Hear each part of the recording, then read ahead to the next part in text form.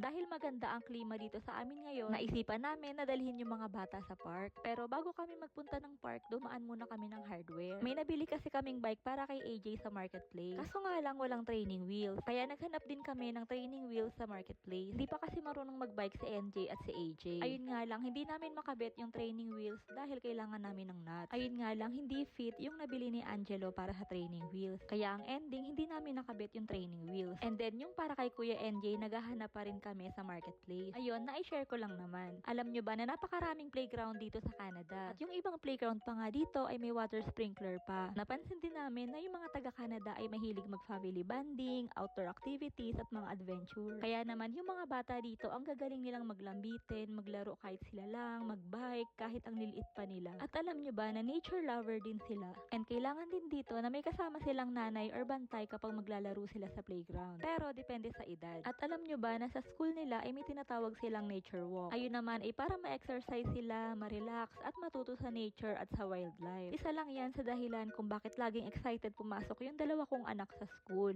At once a week nga lang pala silang nag-nature walk. At basta may pasok ang school kahit umuulan pa yan, kahit sobrang araw at nag-i-snow, itutuloy pa rin nila ang nature walk. And then mag-i-email lang yung teacher nila sa amin at mag-remind na may nature walk at ipasuot daw yung mga appropriate na isusuot depende sa weather.